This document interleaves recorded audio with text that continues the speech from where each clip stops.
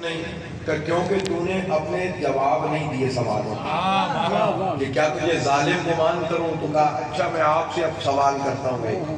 اس نے اپنی مٹھی کو بند کیا، بند مٹھی کی طرف اشارہ کر کے کہتا ہے کہ بتاؤ میری مٹھی میں کیا ہے۔ تو میرے محترم، میرے عزیزوں، مولاؤں سے پوچھو غیب کی تعریف کیا ہے؟ مولوی صاحبان کہتے ہیں الغیب ما غاب عن الابصار، جو آنکھوں سے غائب وہ اسے غیب کہتے ہیں۔ تو میں کہتا ہوں مٹھی کی چیز آنکھوں کے سامنے ظاہر ہے یا غائب ہے؟ مامون تو آپ کے حساب سے مشرک یا کہیں کچھ اور ہی بن جائے گا جو غیب کے مسئلے بچوں سے پوچھ رہا ہے۔ تو بہرحال مامون نے سوال کیا تو امام نے فقط یہ جواب نہیں دیا کہ تیری مٹھی میں کیا ہے، امام نے وہی کام کیا جو حضرت جناب موسیٰ علیہ السلام نے اللہ کے سوال پر کیا تھا، وَمَا تِلْكَ بِيَمِينِكَ يَا مُوسَىٰ، اے موسیٰ تیرے داہنے ہاتھ میں کیا ہے؟ تو پورے عصا کے فضائل سنائے تھے۔ تو امام نے بھی کہا کہ اللہ نے زمین اور آسمان بنائے، ان کے درمیان زمین پر دریا بنائے، دریاؤں کے قریب بادشاہ جاتے ہیں، بادشاہوں کو شکار کا شوق ہوتا ہے، وہ اپنے باز پالتے ہیں، پھر بازوں کے بعد بازوں کو شکار کے لیے چھوڑتے ہیں، وہ مچھلیوں کو پکڑتے ہیں، پھر مچھلیوں کو پکڑنے کے بعد خاندان رسالت کا امتحان دیتے ہیں۔ واہ بھیا، واہ بھیا، واہ بھیا، ماشاءاللہ۔ برحمت آل محمد بلند صلوات۔ اللہم صلی علی تقی علیہ السلام کا جواب سن کر یہی کتابوں میں لکھا ہے کہ امام کو سینے سے لگایا اور کہا کہ خاندان رسالت کے بچے ایسے ہی ہوتے ہیں۔ اور اس کے بعد مامون نے کچھ ہی عرصے میں یہ طے کیا کہ اپنی بیٹی دوں گا امام تقی کو، اپنا داماد بناؤں گا میں، اور بعد میں اسے بیٹی دی۔ ظہور صاحب، میں نے بہت سے ایسے تاریخ میں شخصیات کو دیکھا کہ جنہوں نے معصوم کو سے رشتہ اس لیے جوڑا کہ ہم نانا بن جائیں، لیکن مشیت کا تقاضا یہی ہوا کہ وہ نانا نہ بن سکے۔ واہ بھیا، واہ بھیا، واہ بھیا، بیٹی ضرور دی لیکن اولاد خدا نے نہیں دی اسے۔ واہ صحیح ہے۔ مامون کی یہ خواہش اس کے دل میں ہی رہ گئی، لیکن اس سے پہلے بھی ایک عجیب منظر تھا دربار کا، جب وہ ابن عباس کے جو بڑے بڑے لوگ تھے انہوں نے کہا کہ آپ اس سے شادی کر رہے ہیں، یہ بچہ ہے، نہ اس کے پاس علم و فضل ہے، تو کہا یہ تمہارے جتنے مولوی ہیں جسے آ نہیں سکتے۔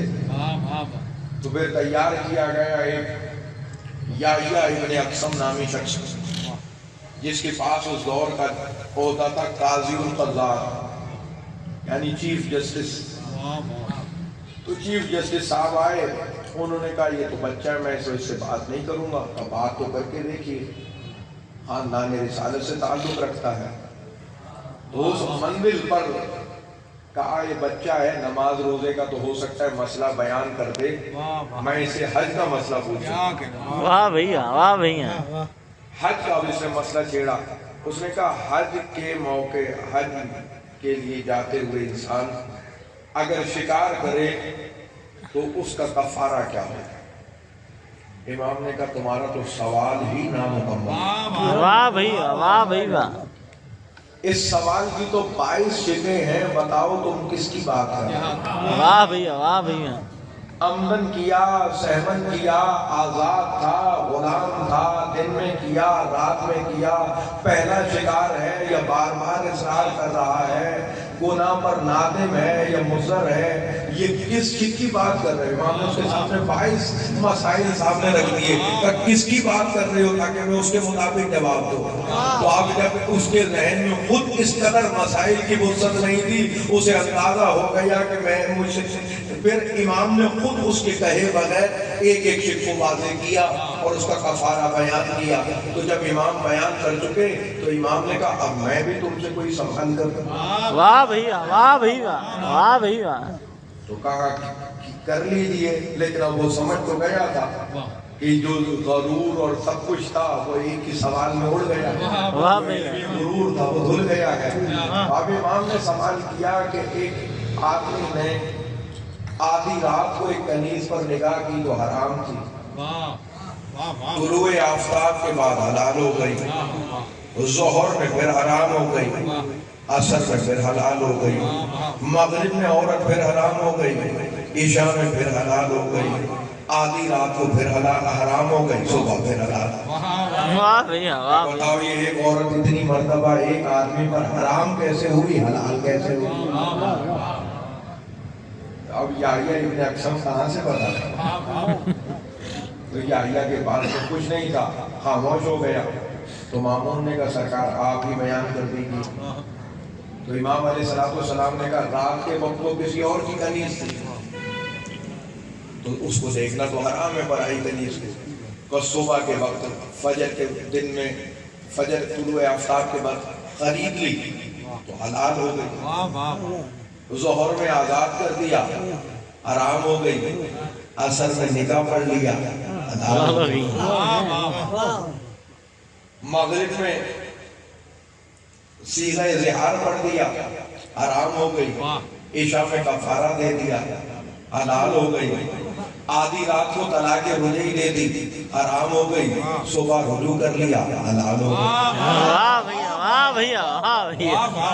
ایک ہی کنیز اتنی مرتبہ حرام اور حلال۔ کیا ہے قرآن؟ نہ کسی دل کی کجی سے پوچھو، کل پر جن کے یہ اترا ہے انہی سے پوچھو، تقویٰ کہتے ہیں کسے اور نہ کسی سے پوچھو، یہ تقی ابن تقی سے پوچھو، کلنا کی ہے تفسیر سب ایک جیسے ہیں، کلنا کی ہے تفسیر سب ایک جیسے ہیں، متقی جیسے ہیں محمد تقی ویسے۔ واہ بھیا واہ بھیا واہ صحیح واہ صحیح۔ تو امام علیہ السلام نے اس منزل پر اس محفل میں جب امام کا عقد ہوا بڑے بڑے مولوی موجود تھے،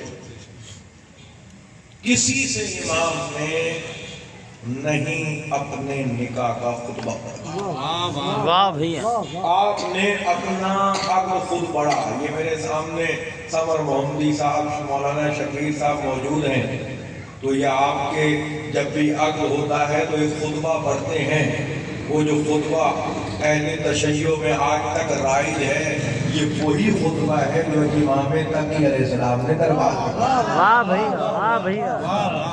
تو امام کی عمر ہے 10-11 برس، امام نے تو کسی اور سے خطبہ پڑھوایا نہ نکاح پڑھوایا۔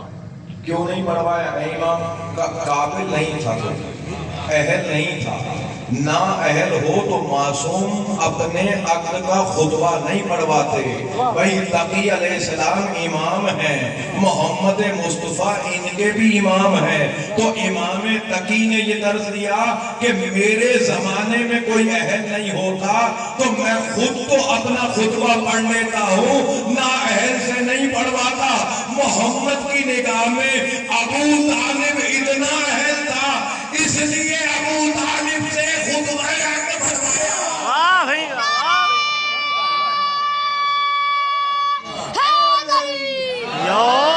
واہ بھیا واہ بھیا واہ بھیا۔